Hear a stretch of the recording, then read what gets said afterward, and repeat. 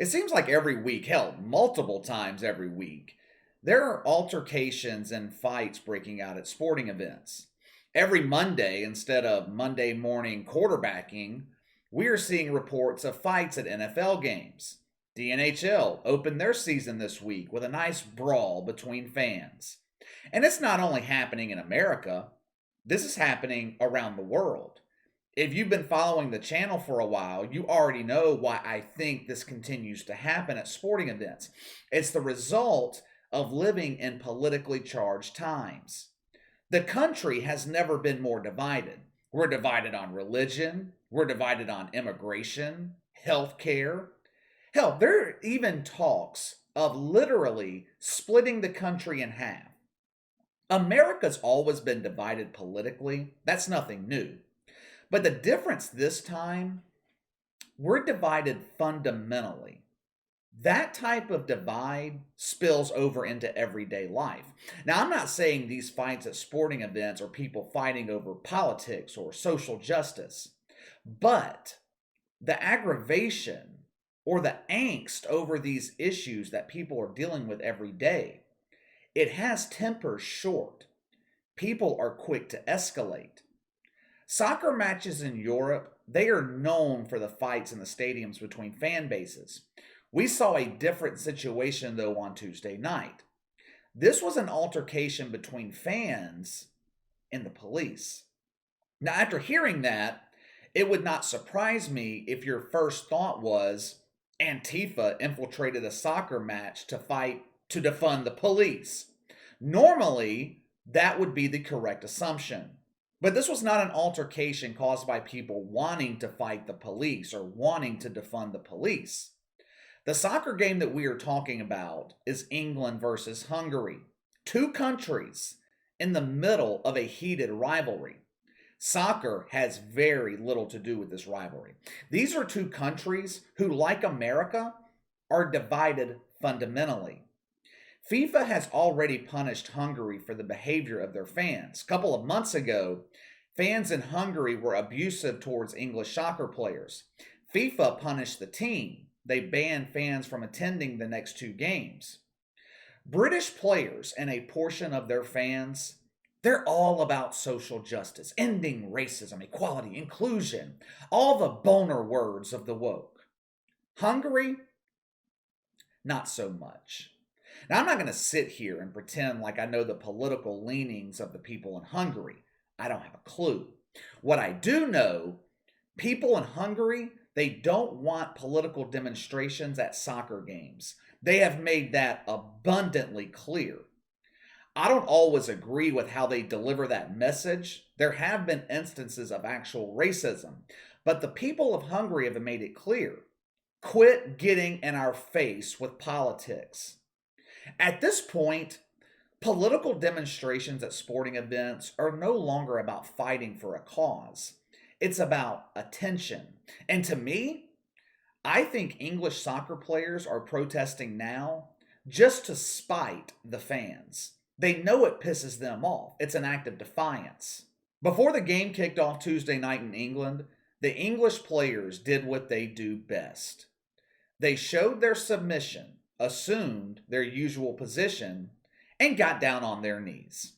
This was not a pregame prayer. This was a show of support for the fight against racism. Oh, and this demonstration was so effective. Fans in attendance who were racist before immediately began to denounce racism.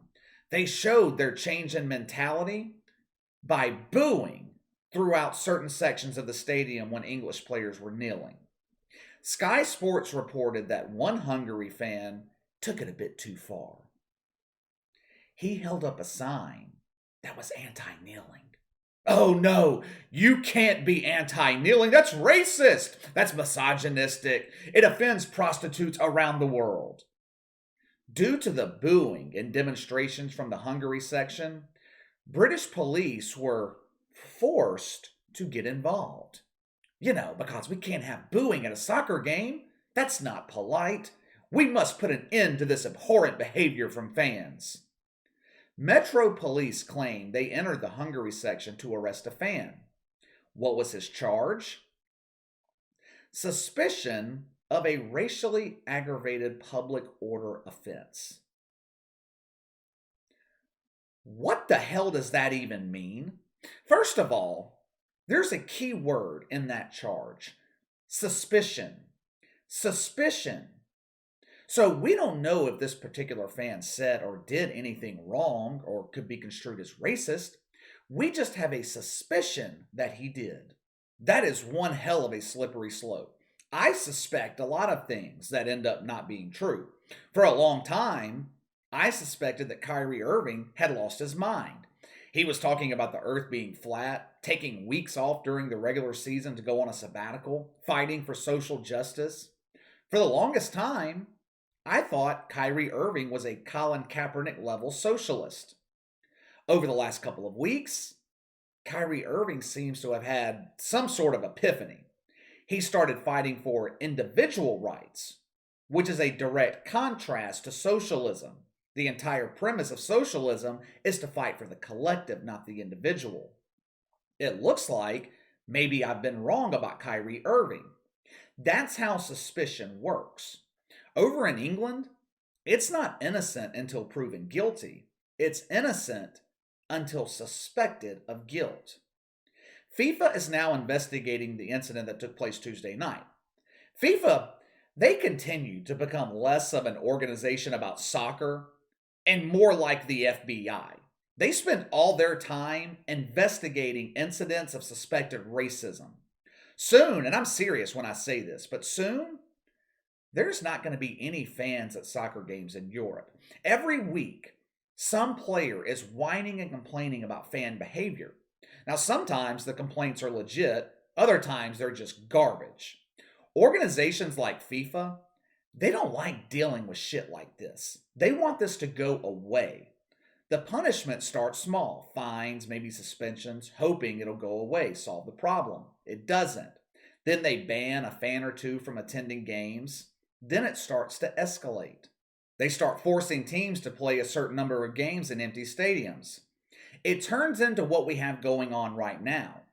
FIFA hands down a punishment, fans revolt, they fight back. Like I said, FIFA does not want to be dealing with this. They want it to go away. Now, what's the easiest way to make it go away? Ban fans from attending games. Now, of course, there is another way to resolve this situation quickly. Have your players stop politically protesting before games. But FIFA's not going to do that. We can't stomp on the rights of our players. No, but you damn sure stomp on the rights of your paying customers. We have not reached this point yet here in America, but the damn media, they are trying to push us in that direction. Bill Plaschke, the woke pussy that he is, he was doing his best to further the divide this weekend. His blood was just boiling. Apparently, the stadium lights went out in Atlanta at some point this weekend, and fans of the Atlanta Braves, they took advantage of the situation by using their cell phones to do that racist tomahawk chop. They want to take all the fun out of sports. You know what gets Bill Plaschke excited? You know what gets him excited? It's not a Lakers championship. It's not the Dodgers making the NLCS. It's Laurel Hubbard in a thong. That gets Bill Plaschke so excited. His blood pressure just rises. I read through some of the comments on his tweet. Numerous Native Americans commented, talking about how they actually enjoy the tomahawk chop, how they view it as a nod to their heritage. Matter of fact, according to one fan, the leader of the Cherokee Nation was seen in Atlanta doing the chop with the fans. But it's racist, Bill. Go on believing that. Stay woke.